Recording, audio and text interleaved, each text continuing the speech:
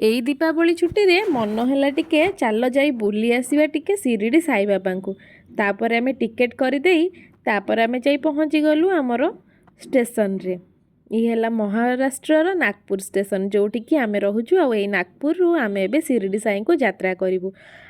आ विश्वास करिवेनी आगुरु तो मु केबे भी जाई नथिली। आ सेठिकार सुविधा मु आपनकु शेषरे कहूची। तापर आमे ट्रेन रे बसी गला परे देखुनांती ए पिलाटिकु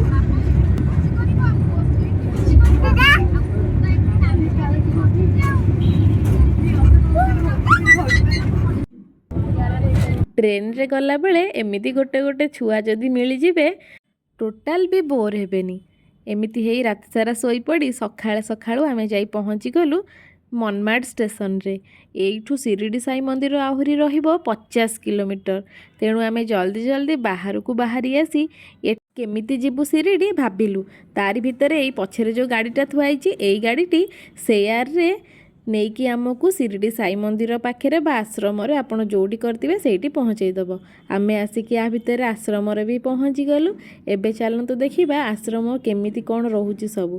तो आगुरु मु आपन को कहि रखुची आमे जो गाड़ी रे आसिलु ना मनमाड स्टेशन रु एठिकी से जमा जनकु 120 टंका लेखा नहीं।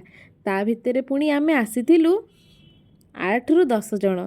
तेणु मनमाड स्टेशन रु बट ओभरऑल शिरडी पाई आपणकर यात्रा जमारू भी एक्सपेंसिव रहिबनी। तेणु जदि शिरडी साई आसुचंदी ताहले मन खोलिकी शांतिर सहित आसंतु। ता भितर आमको आम रूम मिल जाइथिला। तापर आमे चलिलु आम रूम को जोटा कि हैला साई आश्रम भक्त निवास। रूम भीतर खोलीदेला बेलू आहा कि शांति कि सुंदर रूम। आउ ए रूम रो रेंट केते जानिछंती आपण दिन को जमारू 250 टंका माने 250 टंका। आउ ए गोटे रूम रे आपण 5 जन पर्यंत जदि गोटे फैमिली आसंदी ताहले आपण रही परिवे। रूम भितर बाथरूम लैट्रिन सबू अटैच होइकी अछि। कौनसी भी असुविधा नाही। आमे 2 दिन पई रूम नेइचु। तापरे आमे आसिकी पहुँची गलु टिके किछि जळिखिया करिया पई। तापरे करिकारी तापरे रूम को जाई टिके रेडी हे गली। आगे जिबा आमे दर्शन टिके करि आसीबा। आलो दर्शन करिबा पई भी एठी एते सुविधा। आश्रम रो पूरा डायरेक्ट बस जी कि मंदिर रे नेकी की छाड़ी दबो। तापरे मंदिर रो दर्शन करिकी आसिकी तापर आमे आसी पहुँची जाइथिलु खाइबा पई जोटा कि साई आश्रम रे बिल्कुल मागणा लंच आउ डिनर। खाइबा भी बहुत टेस्टी। तापर दिन सखाळु आमे बाहरी गलु। एते बाट आसीचु टिके कुआडे बुलिबाकू न गले कोन चलिबो।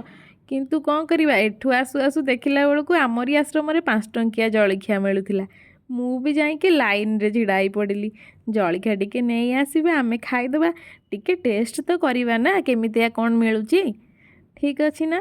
तापर आमे बाहरी गलु कुआडे टिके बुलाबुली करिबा। एई गाड़ी रे आमे एबे जिबु बुलिबा पई। बुलिबा पई आमे जाइथिलु औरंगाबाद एलोरा केव्स मिनी ताजमहल यही वगैरह वगैरह टोटाल 4टा जगह को आमको से गाड़ी नहीं कि जाइथिला। आ संध्या भितर आनिकी आमको आम आश्रम रे छाड़ी देइथिला। आ भितर मते बहुत ही बढ़िया लगिला। बहुत सुंदर। एई एलोरा केवटी आमर जो 20 टंका नोट रे अछि आपण तो समस्ते बहुत भल भाव रे जानिथिबे। मते तो बहुत ही भल लागिला। देखुनांती एई घोड़ाटी मु तो देखिकी बहुत खुशी हो जाइथिली। तापर एठू आमे बाहरी जाइथिलु मिनी ताजमहल। मते तो लगुची शिरडी साई मंदिर आसबारे आपणकर केवल ट्रेन रो टिकट छड़ा आ किछि भी बेसी खर्च नाही। आउ ए जो गाड़ी रे आमे बुलिबाकू आसीचु ना ए जो गाड़ी रे आमे एबे बुलिबाकू आसीचु आरो रेंट बा भड़ा केते जानिचंती जनक पिछा 350 टंका। आउ से सखाळ 8टा रु राती 8टा भितरे हमकु 4टा जगह बुलेइकी नब। तापर आमे आ भितर आसी पहुँची जाइथिलु मिनी ताजमहल। मते कौनसी एंगल रु भी ये से ओरिजिनल बड़ ताजमहल ठारू किछि कम लागिलानी। काईकि जानिचंती मु बड़ ताजमहल बुली ही नाही। मते केंति लागिवो मु सिना गोटे देखितिले आ गोटे देखिबी। तापर आमे आसी पहुँची राति रे पुणी चली गलु मागणा खाइबा पई। आपण विश्वास करिवेनी एते टेस्टी खाइबा ना मु को दिन भी मिस करिनी खाइबा। तेणिकी आपण जहाँ भाभी पारे मागणा खाइबा पई हो किंबा टेस्ट पाई। मु तो भाई टेस्ट पाई खाउतली। मते बहुत ही टेस्ट लागुथिला। खरा बेले आउ राति रे मु जुआडे जाई थाए ना कहीं आसिकी आश्रम रे मु खाइबा कथा ही खाए। मु बाहरे बिल्कुल भी खाएनी। ହଁ ଏମିତି କିଛି ସ୍ନାକ୍ସ ବଗେରା ଜଳଖିଆ ବଗେରା ହେଲା ମୁଁ ଖାଇଦିଏ। କ'ଣ କରିବା, ଆମର ସଫର ତ ଏଇ ଶିରିଡ଼ି ସାହିରେ ଜମା 2 ଦିନ ପାଇଁ ଥିଲା। ଏବେ ଆମେ ବାହାରିଲୁ ଘରକୁ ଯିବା ପାଇଁ। ଦେଖୁନାହାନ୍ତି ବାବାଙ୍କର କେତେ ସୁନ୍ଦର ପ୍ରତିମୂର୍ତ୍ତି। ମୋତେ ତ ବହୁତ ହି ଶାନ୍ତି ଲାଗିଲା, ଆଉ ବହୁତ ଶାନ୍ତି ପରିବେଶ, ବହୁତ ଥଣ୍ଡା ପରିବେଶ। ମୋତେ ତ ଏମିତି ଫିଲ୍ ହେଲା ଖରାଦିନେ ବି ଯଦି ଆପଣ ଏଇ ସ୍ଥାନକୁ ବୁଲିବାକୁ ଆସନ୍ତି ତାହେଲେ କୌଣସି ପ୍ରକାରର ଆପଣଙ୍କୁ ଗରମ ଅନୁଭୂତ ହେବ ନାହିଁ, କାହିଁକିନା ଏତେ ଥଣ୍ଡା, ଏତେ ଶାନ୍ତି ପରିବେଶ। ଆଉ ଯେଉଁ ଆଶ୍ରମ ସିଏ ତ ବହୁତ ହି ଶାନ୍ତି, ବହୁତ ହି ବଢ଼ିଆ। ତା ଭିତରେ ଆମକୁ ବି ମିଳିଯାଇଥାନ୍ତି ଗୋଟେ ଗୋଟେ ଆମର ଓଡ଼ିଆ ଲୋକ। ଆହା ତାର ଆନନ୍ଦ ନ କହିଲେ ସରେ।